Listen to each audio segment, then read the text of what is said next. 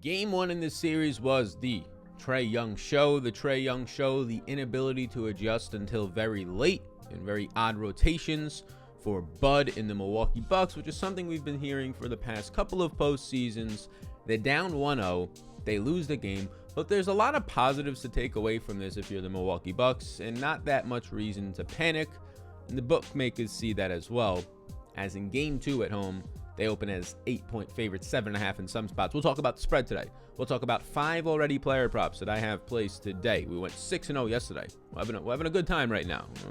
We're probably due for a loss, but we're having a good time right now. And then obviously we'll talk about DFS from the DraftKings, from those perspectives for all you up in them streets. So, ladies and gentlemen, like, subscribe to the channel. I appreciate you all a ton. We're not going to do an NBA live stream later. We'll be live around the afternoon for a best ball draft for NFL. So this is the piece of content right here if you're looking for the NBA. Don't worry, we're going to break it down in depth. We can start on the Atlanta side of the ball, where you really can't start with anything but Trae Young.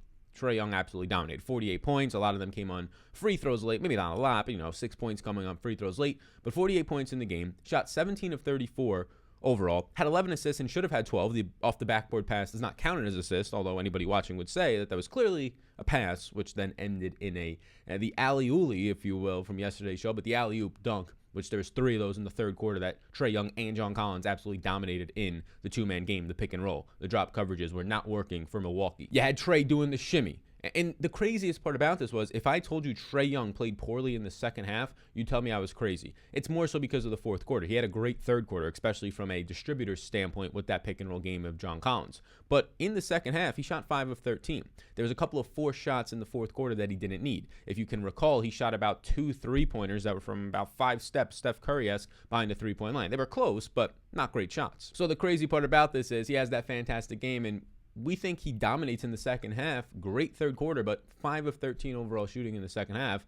I mean, that's fine. It's not elite by any means. But it was nice to see that they ended up adjusting in Atlanta to the small ball 5 lineups with Collins in that third. And that is really when things started to turn. They ended up winning the quarter 34-26. Collins was dominating in the pick and roll. And that's about the quarter where they said, hey, we can't put Brook Lopez out here anymore. Brook Lopez started the second half. He played about 7.5 minutes and then did not step back on the court until the final 12 seconds of the game, along those lines, just for some size as a defensive player. So yes, they ended up dominating during that time, and they forced Brook Lopez and Bobby Portis off the court for basically the rest of the game, as the Bucks went small for the final 13 minutes and 47 seconds with Giannis at the 5, which was finally a good adjustment in that game. Maybe a little bit too late considering the third quarter. We can pull up the Atlanta minutes as I have them right now. You're not seeing Solomon Hill and Onyeka Okongwu, who only played 3 minutes in that last game, but we can chat through some of those. So the big third quarter for the Atlanta Hawks was something that changed this game, but something that changed it in the fourth quarter when it was still close. The Bucks had a 5-point lead at one point, was the offensive boards late.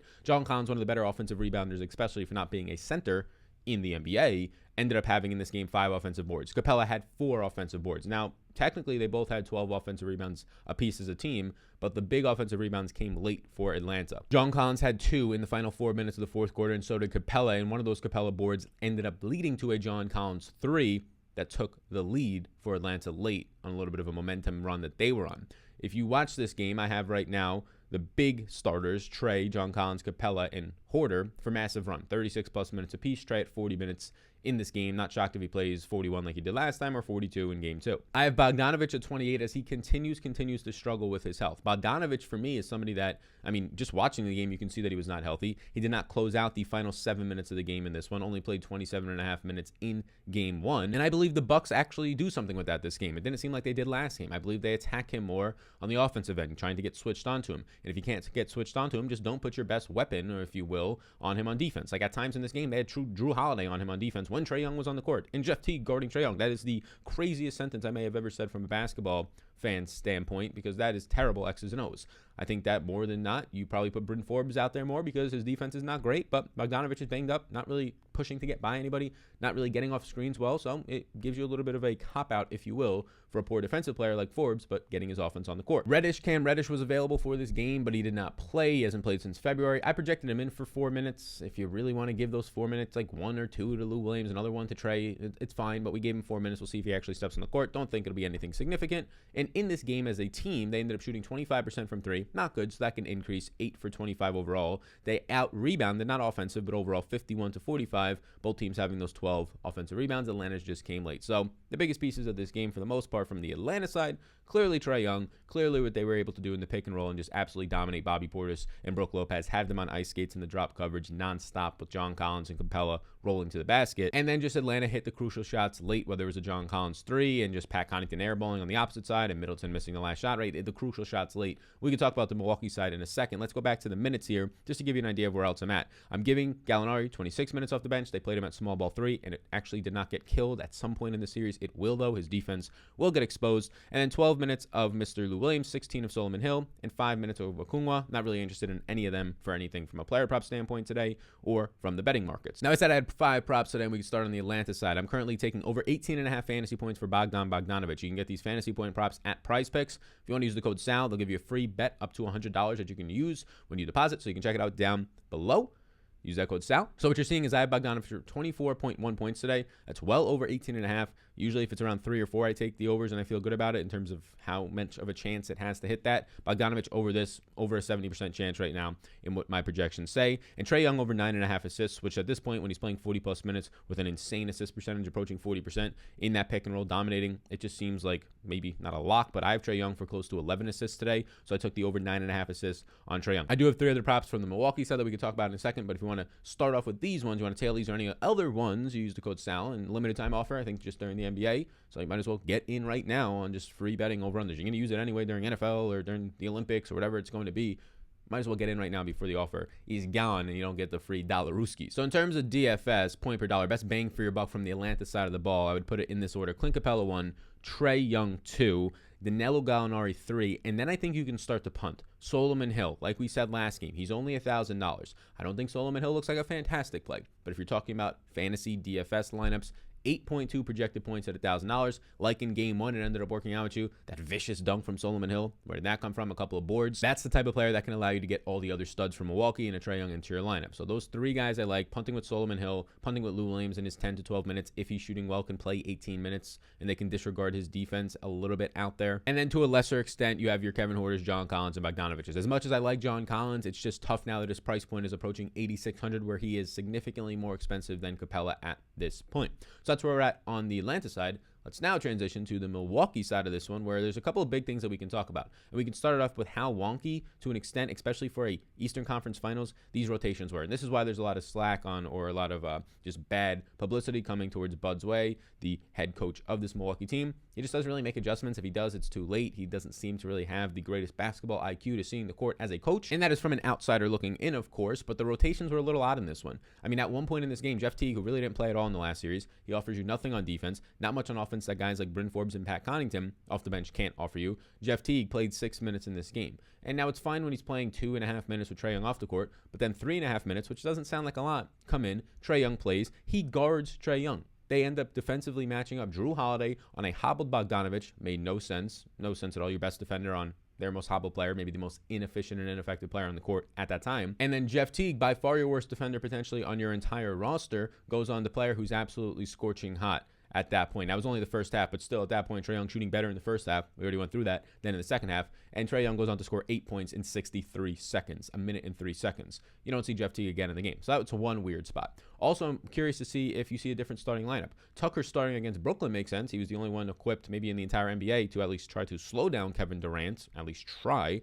Maybe Bryn Forbes. Like we said, don't need his defense as much against Bogdanovic or Pat Connaughton, who saw a big run, almost 29 minutes in this game. Maybe one of them start now. I'd be interested to see that. Just get their offense out there. Connaughton can actually do a little bit more than Forbes from a rebounding standpoint, a defensive standpoint. But Forbes is a much better shooter, probably doesn't airball that last shot for you. So I'll be curious to see if that happens. Connaughton was +4 in 29 minutes in game 1, and Forbes was +8, a team high +8, because he ended up shooting well in his 12 minutes of play. And then the last shot was Connaughton. It's weird that the last shot of the game, or maybe not the last shot, Middleton, the second to last shot, a pretty big shot, wide open, you get an offensive board.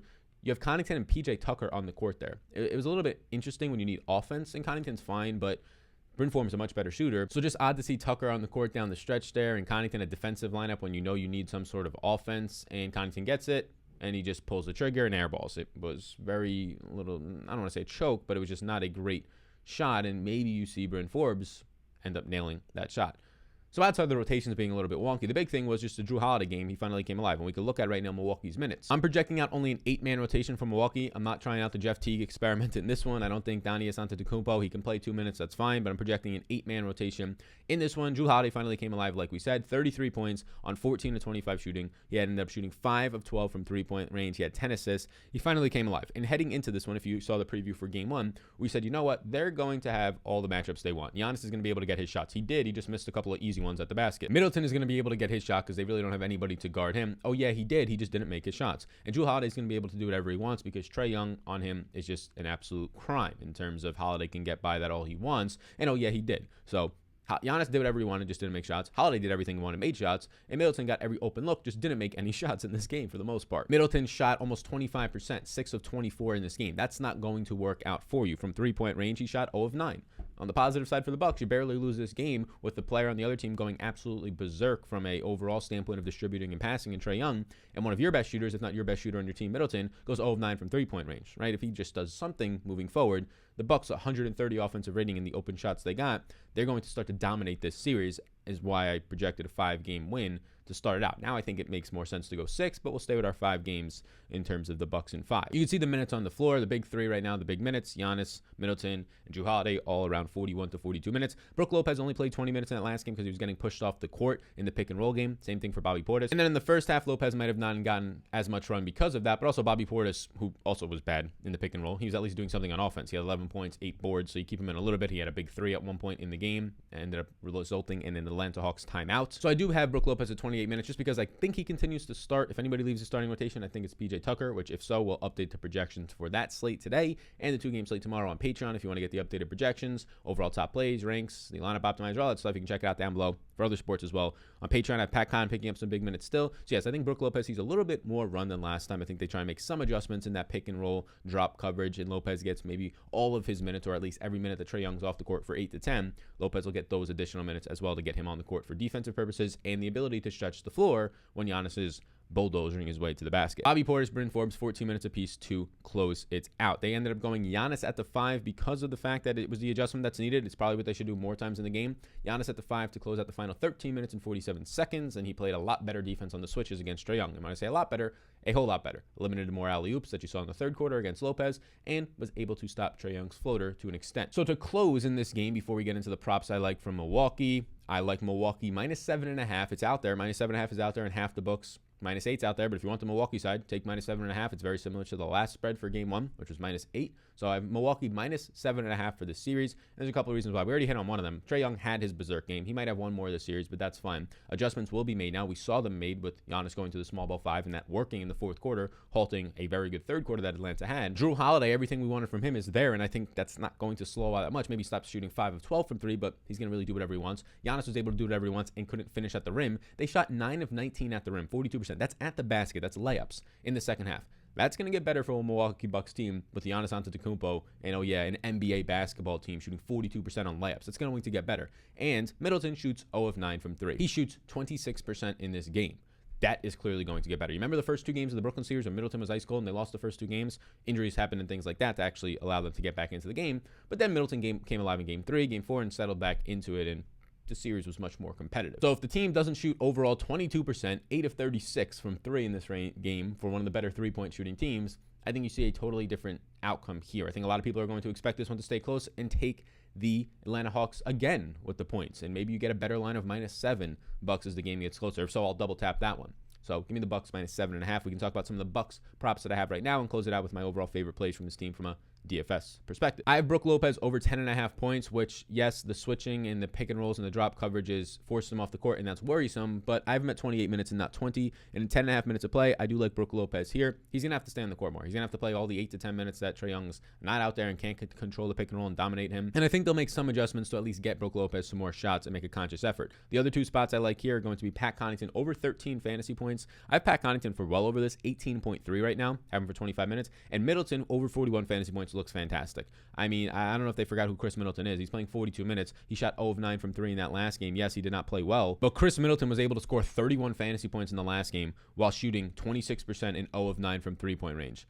That changes a little bit. He shoots 33% from 3, which is below what his average is, and he's getting you to this prop number. I have Chris Middleton right now for well over 41. I have him for 47.3 points. We like Chris Middleton a lot. That may be my favorite one, right up there with Trae Young, over 9.5 assists. So you can take this. Again, you can use that code SAL. You get a free bet up to $100 when you first deposit. It's a limited time offer. So use the code SAL. Use the link down below. This is a much more fun way to watch the NBA games, and there's only one on a day than showdown slates in the DFS, in my personal opinion. My overall interest from the Bucks team are 1, Giannis Antetokounmpo, and he is by far my favorite play. I have Giannis for 15 more points than anybody else in the slate. You just play him. That's just how it goes, and that's why the showdowns aren't as fun, because everybody's just going to play him at like a 99% clip today. But Giannis Antetokounmpo, Jrue Holiday, number 3 Middleton, so there's your big 3, and you can start to punt if you'd like with Bobby Portis if you wanted to punt with, PJ Tucker, Pat Connaughton. I'd prefer to punt with Pat Connaughton because I believe those minutes are a little bit more secure and some offensive game out of him. If there's a change to the starting lineup, if it's Connaughton or Forbes, they jump up a lot for me for somebody I can start to expect 28 to 30 plus minutes out of and really enjoying playing them at a cheap price point. So thank you for tuning in today. I appreciate you tuning in for this 1-game slate. There is a 2-game slate, today's game and tomorrow's game, where the Clippers ended up making the series 2-1.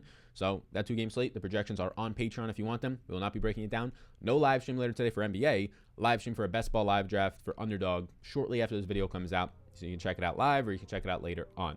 Thank you for tuning in. I appreciate you. We will probably have a Saturday morning video, but no weekend live streams as my parents are here. We're chilling out. We're relaxing. We're maxing all cool. It's my birthday in a couple days, so we're having some fun before that happens. Because although life's too short to bet the under, and that's why the sign says take the over, life's also too short to just be working nonstop every single day and not enjoying your people, your significant others, your friends, your family. So take some time to reach out to somebody. Take some time to hug somebody next to you, because life's too short to not.